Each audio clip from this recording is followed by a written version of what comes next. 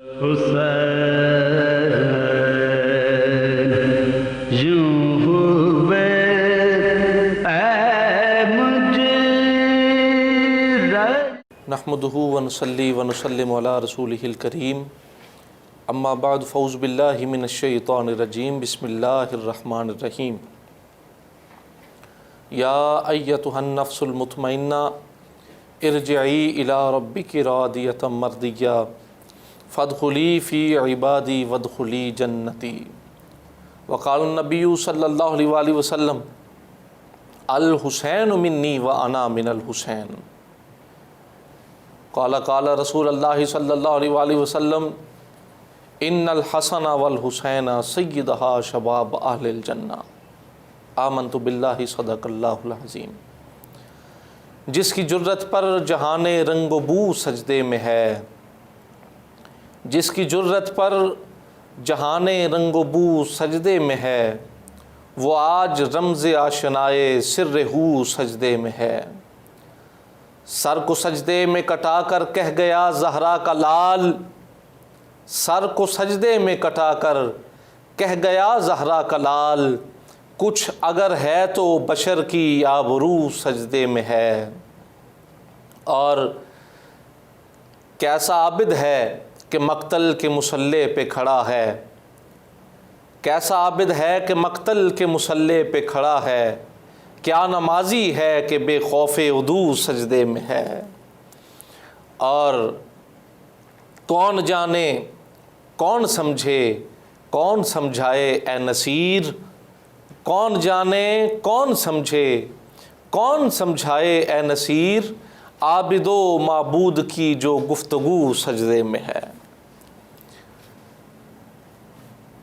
سامعین عزیز وقار، جو آیہ کریمہ آپ کے سامنے تلاوت کرنے کا شرف حاصل کیا، اللہ رب العالمین قرآن کریم فرقان حمید میں ارشاد فرماتا ہے یا ایتھا النفس المطمئنہ۔ نفس مطمئنہ سے مراد ہر وہ روح جو یاد الہی میں مشغول رہی ہو۔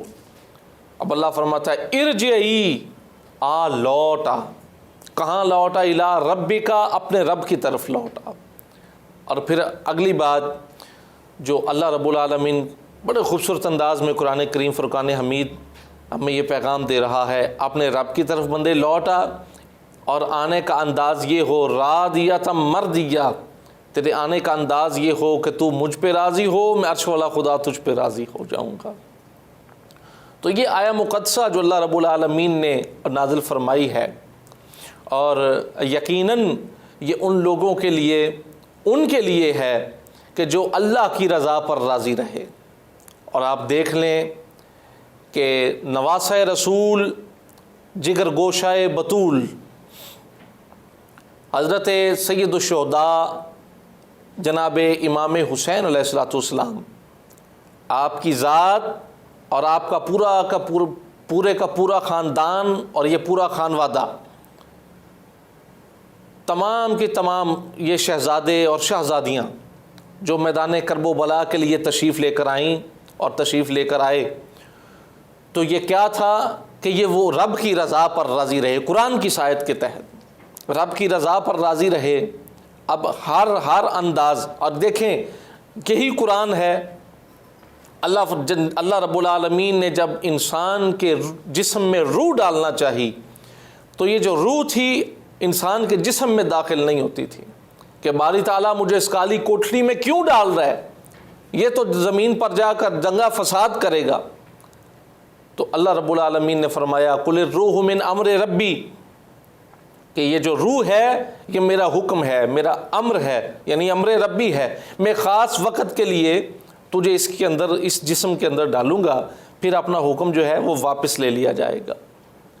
تو اللہ فرماتا ہے جب فرشتوں نے کہا باری تعالیٰ کیا ہم عبادت کے لیے کم نہ تھے، تو نے یہ مخلوق خدا کو خلق کر دیا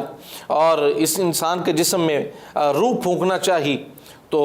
باری تعالیٰ یہ تو فساد کرے گا۔ تو اللہ نے فرمایا انی اعلم ما لا تعلمون، اے فرشتوں سنو، جو میں جانتا ہوں وہ تم نہیں جانتے، جو میں جانتا ہوں وہ تم نہیں جانتے۔ تو کیا ہے کہ اللہ رب العالمین نے یہ کائنات خلق کی، تو جب کائنات کو خلق کیا گیا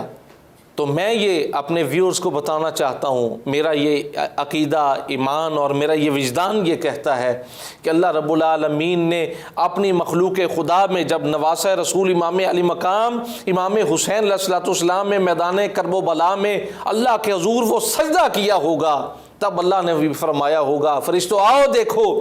انی اعلم ما لا تعلمون، جو میں جانتا ہوں وہ تم نہیں جانتے، تم تو یہ کہتے تھے کہ یہ زمین پر دنگا و فساد کریں گے، فرشتوں آؤ دیکھو میری مخلوق میں ایسے ایسے لوگ بھی ہوں گے جو سجدہ کرتے تو جس کو سب دیکھیں گے لیکن سجدے سے سر کو اٹھاتے ہوئے جسے کوئی نہ دیکھ پائے گا، ایسے ایسے سجدہ گزار بھی ہوں گے۔ تو امام علی مقام کے اور کیوں نہ ہو کہ اللہ رب العالمین قرآن کریم فرقان حمید میں ارشاد فرما رہا ہے فَاذْكُرُونِي أَذْكُرْكُمْ، کہ بندے تو میرا ذکر کر میں تیرا ذکر کروں گا، تو مجھے یاد کر میں تجھے یاد کروں گا، تو میری حمد و ثنا بیان کر تو میری پاکی بیان کر، تو میری تسبیح بیان کر، تو مخلوق خدا میں میرا ذکر کر، میں مالا الاعلیٰ کی اعلیٰ مخلوق میں تجھے یاد کروں گا۔ تو یہ کیا ہے؟ یہ اللہ رب العالمین قرآن کریم فرقان حمید کی آیت کے تحت رب تعالیٰ یہ ارشاد فرما رہا ہے۔ اور کیوں نہ ہو نواسہ رسول امام علی مقام امام حسین علیہ السلام نے جس انداز کے ساتھ رب تعالیٰ کی وحدانیت کا اقرار کیا، اور کیوں نہ کرتے آپ کو گٹھی رسول خدا صلی اللہ علیہ وآلہ وسلم جس گھرانے سے جس کا ہر ایک فرد ہے طبعاً غنی، اس گھرانے کی صحبت سنگت رفاقت آپ کو نصیب ہوئی ہے۔ اور کیوں حضرت جبرائیل علیہ السلام حدیث قدسی ہے، وہ کیا ہے؟ آج کے اس موضوع کے حوالے سے میں یہ دو چار باتیں عرض کرتا جاؤں۔ حدیث قدسی ہے، اللہ فرماتا ہے اے جبرائیل، عرض کیجیے رب جلیل، رب فرماتا ہے انی احبہ فلانی، کہ اے جبرائیل مجھے فلاں بندے سے محبت ہو گئی ہے۔ جبرائیل علیہ السلام عرض کرتے ہیں باری تعالیٰ میرے لیے کیا حکم ہے؟ تو رب یہ ارشاد فرماتا ہے اے جبرائیل جاؤ زمین پر چلے جاؤ۔ باری تعالیٰ حکم کیا ہے؟ رب فرماتا ہے جبرائیل جس بندے سے مجھے محبت ہوئی ہے جاؤ زمین پر چلے جاؤ اور پاک طیب اور طاہر دلوں میں میرے اس بندے کی محبت کو ڈال دیا جائے۔ تو پھر جبرائیل علیہ السلام حکم ربی کے تحت تشریف لاتے ہیں، اور جو پاک دل ہیں، ہر دل کی میں بات نہیں کر رہا، کہ جو پاک طیب اور طاہر دل ہیں، تو کیا ہے؟ اللہ رب العالمین فرماتا ہے جبرائیل جا کر میرے اس بندے کی محبت کو ڈال دیا جائے۔ جبرائیل علیہ السلام دیکھیں اللہ رب العالمین اپنے کسی نہ تو وہ رب کوئی کام کرتا ہے، اگر وہ کرتا ہے تو صرف اور صرف ایک کام ہے رب تعالیٰ کا، وہ کیا ہے کہ اپنے محبوب علیہ السلام کی ذات اقدس پر رب تعالیٰ اللہ اور اس کے فرشتے درود بھیجتے ہیں۔ اللہ کسی کام میں اللہ مخلوق کو اپنے ساتھ شریک نہیں ٹھہراتا،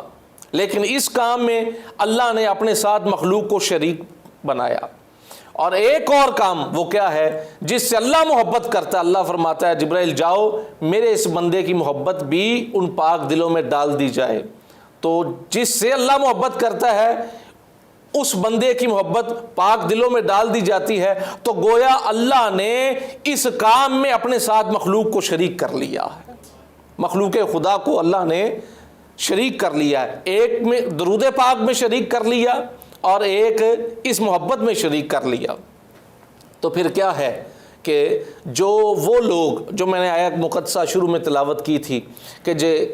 اللہ فرماتا ہے کہ فَاذْكُرُونِي أَذْكُرْكُمْ، تو میرا ذکر کر، یہ وہ لوگ ہیں جنہوں نے اللہ کو راضی کیا ہوتا ہے۔ کو نواسہ رسول امام علی مقام امام حسین علیہ السلام نے جس انداز کے ساتھ رب تعالیٰ کو راضی کیا ہے، میں آپ کو بتاتا جاؤں، عرض کرتا جاؤں، اگر ایک شخص دوران نماز، دیکھیں دنیا سے ہر ایک نے جانا ہے، لیکن حقیقت بات یہ ہے کہ اگر کوئی شخص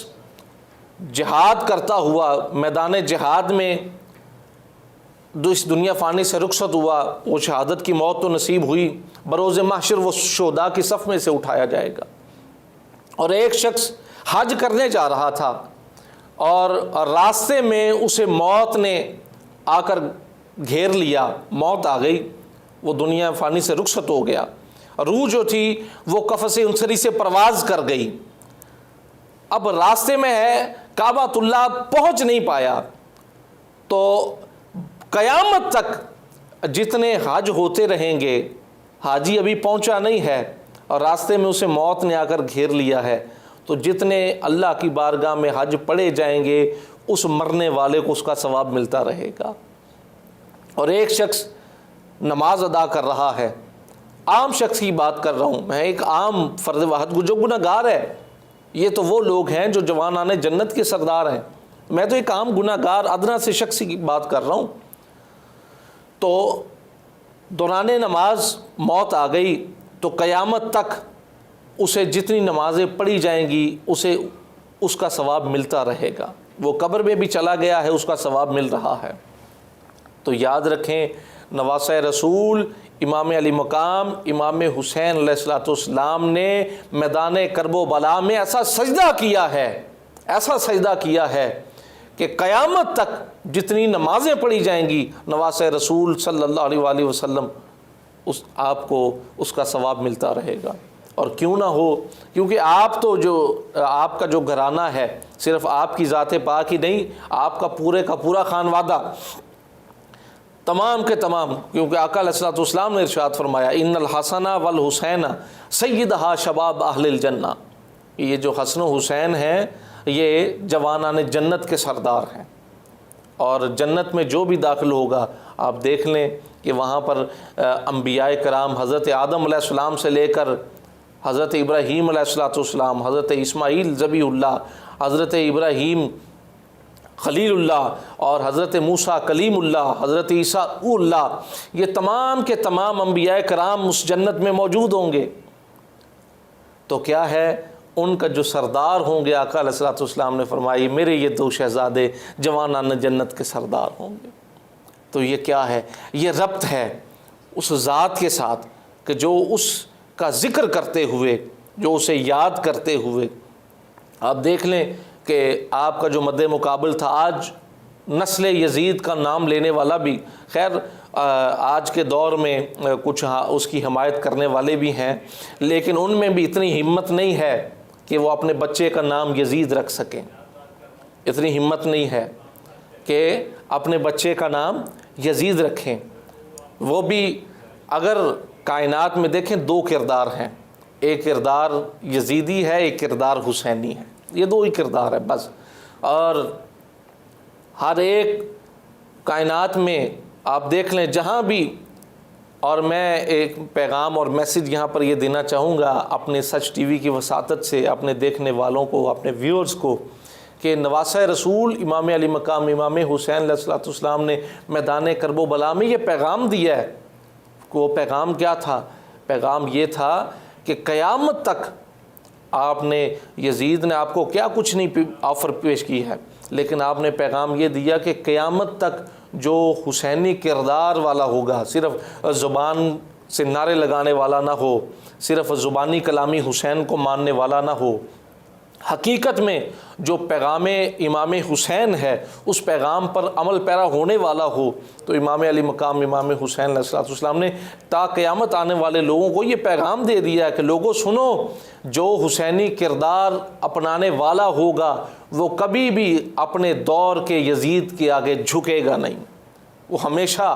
وہ کردار حسین کو اپناتے ہوئے کلمہ حق بلند کرے گا۔ تو پھر کیا ہے، قرآن کی آیت کے تحت قل جاء الحق وزہق الباطل ان الباطل کان زہوقا، یعنی جب حق آتا ہے تو پھر باطل جو ہے وہ جاتا رہتا ہے، کلمہ حق بیان کرے گا۔ تو آج کے اس دور میں جس میں ہم جی رہے ہیں، ہمیں بھی، ہم کیونکہ نواسۂ رسول کو ماننے والے ہیں تو ہمارا بھی فریضہ اور حق یہ بنتا ہے کہ امام علی مقام امام حسین علیہ السلام کو تو مانتے ہیں، لیکن کیا ہی مزے کی بات ہے اور کیا ہی اچھی بات ہو کہ ہم ان کو مانتے ہیں، ان کی بھی مانیں، ان کی سیرت پاک پر عمل پیرا ہوں۔ اور یہی وہ شہزادے ہیں نواسۂ رسول امام علی مقام۔ یہ جو ایام گزر رہے ہیں، یہ صرف یہ نہیں ہے کہ ان ایام میں نواسۂ رسول کے ذکر کو اپنا لیا، ان کے کردار اور سیرت و کردار کو پیش کر دیا، نہیں، نواسۂ رسول امام علی مقام آپ کا پیغام آفاقی پیغام تھا۔ یہ ایسے ہی نہیں رسول اللہ صلی اللہ علیہ وسلم اپنے خطبوں کو چھوڑ دیا کرتے تھے، وہ آپ نے سن رکھا ہوگا امام علی مقام امام حسین علیہ السلام ابھی چھوٹے ہیں، حسنین کریمین مسجد میں تشریف لائے، آقا علیہ السلام خطبہ ارشاد فرما رہے ہیں، تو مسجد جو تھی وہ جگہ جو وہ ناہموار تھی، تو آقا علیہ السلام خطبہ ارشاد فرما رہے تھے، آقا علیہ السلام نے دیکھا کہ کہیں یہ میرے شہزادے گر نہ جائیں، تو حضور علیہ السلام اپنے خطبہ چھوڑ کر ممبر سے اترے اور ان شہزادوں کو اٹھایا، آقا علیہ السلام نے پیار کیا، بوسہ دیا، اور اس کے بعد حضور علیہ السلام نے اٹھا لیا اور آقا علیہ السلام نے اپنی گود مبارک میں بٹھا کر ان شہزادوں کو بوسہ دیا، اور پھر فرمایا، پھر خطبہ ارشاد فرمایا، اور پھر یہ قرآن کی آیت پڑھی، انما اموالکم واولادکم فتنہ، بے شک قرآن کہتا ہے کہ تمہاری اولاد، تمہارا مال اور تمہاری اولاد تمہارے لیے آزمائش ہے۔ یہ کیا ہے؟ یہ محبت تھی۔ آقا علیہ السلام نے کائنات والوں کو بتانا چاہا کہ لوگوں سنو، یہ میرے وہ شہزادے یہ عام لوگوں کی طرح نہیں ہیں، عام لوگوں کی طرح نہیں ہیں کہ جس انداز کے ساتھ، اور دیکھیں کیا ہی بات ہے کہ یہ وہ شہزادے ہیں کہ جن کے لیے عبادت خدا، جو میں عرض کرنا چاہ رہا ہوں کہ عبادت خدا کی ہو رہی ہے۔ آپ دیکھ لیں، علماء سے آپ نے سن رکھا ہے، متعدد بار سنا ہوگا کہ آقا علیہ السلام سجدے میں ہیں اور سجدے کو طویل کر دیا گیا، سجدے کو طویل کر دیا گیا، اور اتنا طویل کر دیا گیا، اتنا طویل کر دیا گیا، صحابہ کرام علیہم الرضوان یہ سمجھ بیٹھے، یہاں تک سمجھ لیا کہ ایسا نہ ہو کہ کہیں حضور علیہ السلام کی روح جو ہے قفس عنصری سے پرواز نہ کر گئی ہو، یہاں تک صحابہ کرام نے سوچ لیا۔ تو جب سلام پھیرا تو عرض کیا، یا رسول اللہ صلی اللہ علیہ وآلہ وسلم، حضور کیا آپ نے سجدے کو اتنا طویل کر دیا کہ حالت سجدہ میں آپ پر کوئی وحی نازل ہو رہی تھی کہ آپ نے سجدے کو اتنا طویل کر دیا، یا حالت سجدہ میں آپ پر کوئی وحی نازل ہو رہی تھی، یا پھر اللہ کے حبیب صلی اللہ علیہ وسلم سجدوں کو طویل کرنے کو حکم آ گیا ہے؟ تو آقا علیہ السلام نے ارشاد فرمایا، صحابہ سنو، نہ تو سجدوں کو طویل کرنے کا حکم آیا ہے اور نہ ہی حالت سجدہ میں مجھ پر وحی نازل ہو رہی تھی، بلکہ میری پشت پر میرا نواسا امام علی مقام امام حسین علیہ السلام، میری پشت پر میرا نواسا سوار تھا، اور مجھ محمد کو یہ کیسے گوارا ہو سکتا تھا کہ یہ شہزادہ میری پشت پر سوار ہو اور محمد سجدے سے سر کو اٹھا لے۔ یہ کیا ہے؟ یہ محبت اب دیکھیں، عبادت خدا کی، میں نے جو عرض کیا عبادت خدا کی ہو رہی ہے اور سجدے کو طویل کر دیا گیا ہے اور اتنی تسبیحات پڑھی جا رہی ہے۔ یہ کیا ہے؟ آقا علیہ السلام نے امت کو بتانا چاہا، امت کو، کائنات والوں کو بتانا چاہا کہ یہ مقام وہ ہے، کہ یہ مقام وہ ہے کہ جب بندے اور خدا کے درمیان کوئی پردہ حائل نہ رہے، یہ وہ مقام ہے، اس کو نہ چھو سکے، حضور نصیر ملت نے فرمایا تھا، اس کو نہ چھو سکے کبھی رنج و بلا کے ہاتھ، اٹھے ہیں جس کے حق میں رسول خدا کے ہاتھ۔ یہ وہ مقام ہے کہ جب اللہ رب العالمین، یہ ڈائریکٹ ہم کلام ہونا رب تعالیٰ کی ذات کے ساتھ، میں جو عرض کر رہا تھا، امام علی مقام امام حسین علیہ السلام کا جو میسیج تھا، وہ پیغام کیا تھا، وہ جو آفاقی پیغام تھا، اللہ نے فرشتوں سے فرمایا، فرشتوں میرے بندوں میں ایسے ایسے بھی موجود ہوں گے، ایسے ایسے افراد بھی ہوں گے کہ جو اس شان کے ساتھ عبادت کریں گے، اس شان کے ساتھ میری بارگاہ میں سجدہ ریز ہوں گے، اور کیوں نہ ہو، بے شمار جگہوں پر اللہ رب العالمین، آپ دیکھ لیں قرآن کریم فرقان حمید میں رب فرما رہا ہے، وَيُطْعِمُونَ الطَّعَامَ عَلَىٰ حُبِّهِ مِسْكِينًا وَيَتِيمًا وَأَسِيرًا۔ قرآن کریم فرقان حمید ہے، قرآن کی آیت ہے، وہ کیا ہے کہ حسنین کریمین بیمار ہو گئے، جب بیمار ہوئے تو حضرت مولا کائنات نے منت مانی، باری تعالیٰ تو انہیں شفا عطا فرمائے گا تو میں روزہ رکھوں گا۔ حضرت اس خاتون جنت سلام اللہ علیہ، آپ نے بھی منت مانی، باری تعالیٰ حسنین کریمین کو شفا عطا فرما، میں روزے رکھوں گی۔ تو جب یہ دیکھا تو مالکوں نے روزے رکھے ہیں، تو حضرت بی بی فضہ سلام اللہ علیہ، آپ نے بھی منت مان لی کہ باری تعالیٰ اگر مالک روزے رکھیں گے تو نوکرانی بھی روزے رکھے گی، آپ نے بھی منت مان لی، تو اللہ رب العالمین نے شفا عطا فرمائی۔ جب شفا عطا فرمائی، شفا یاب ہو گئے اور روزہ رکھا، پہلا دن ہوا روزہ رکھا گیا، عین افطار کے وقت جب روزہ افطاری کا وقت ہوا تو عین افطار کے وقت دروازے پر دستک ہوئی، پوچھا گیا من انتا، کون ہے دروازے پر؟ اب میں قرآن کی آیت کا حوالہ کوٹ کر رہا ہوں، قرآن کہتا ہے وَيُطِعِمُونَ الطَّعَامَ عَلَىٰ حُبِّهِ مِسْكِينًا، پہلا دن ہوا تو کہا من انتا، کہا کون ہے؟ عرض کی مسکین ہوں، کچھ کھانے کے لیے عطا کیا جائے۔ گھر میں جو کچھ تھا افطار کے لیے وہ سارا کچھ اس مسکین کو دے دیا جاتا ہے۔ دوسرا دن ہوا، پھر دروازے پر عین افطاری کے وقت دستک ہوئی، پوچھا گیا آج کون ہے؟ تو عرض کیا وَيَتِيمًا، کہ اے نبی کے اہل بیت کچھ عطا کیا جائے، یتیم ہوں، کچھ کھانے کے لیے دیا جائے، بھوکا ہوں، پیاسا ہوں۔ تو جو کچھ تھا سارے کا سارا اٹھا کر دے دیا جاتا ہے، خود پانی سے روزہ افطار کیا جاتا ہے۔ اب میں سیرت و کردار کی بات کر رہا ہوں۔ اب تیسرا دن ہوا، پھر روزہ رکھا گیا، پھر افطاری کا وقت قریب آیا، عین افطار کے وقت پھر دروازے پر دستک ہوئی، پوچھا من انتا، آج کون ہے؟ تو پوچھا، عرض کی اے نبی کے اہل بیت اسیر ہوں، یعنی قیدی ہوں، کچھ عطا کیا جائے۔ تو جو کچھ تھا اٹھا کر دے دیا جاتا ہے، خود پانی سے روزہ افطار کیا جاتا ہے۔ یہ سمپلیسٹی، یہ سادگی، تو کائنات کے مولا علی المرتضیٰ نکلے، سامنے سے رسول خدا تشریف لائے، تو سرکار نے فرمایا علی کیا بات ہے، غمگین ہو، کیا بات ہے، کیا وجہ ہے؟ عرض کی یا رسول اللہ 3 دن ہو گئے مسلسل روزے رکھ رہے ہیں، تو جب افطار کا وقت ہوتا ہے تو دروازے پر دستک ہوتی ہے، تو جو کچھ ہوتا ہے اٹھا کر دے دیا جاتا ہے۔ تو آقا علیہ السلام نے ارشاد فرمایا اے علی تجھے مبارک ہو، علی تجھے مبارک ہو، علی تجھے مبارک ہو۔ یا رسول اللہ کس بات کی؟ سرکار نے فرمایا علی 3 دن تیرے دروازے پر قیدی بن کر، مسکین بن کر، یتیم بن کر، اسیر بن کر آنے والا کوئی اور نہیں بلکہ اس کا نام جبریل ہے، وہ جبرائیل ہے۔ تو دیکھیں کیا مقام ہے کہ امام الملائکہ حضرت جبرائیل علیہ الصلوۃ والسلام جس گھر میں اسیر بن کر آئیں، جس گھر میں سوالی بن کر آئیں، جس گھر میں سوالی بن کر آئیں،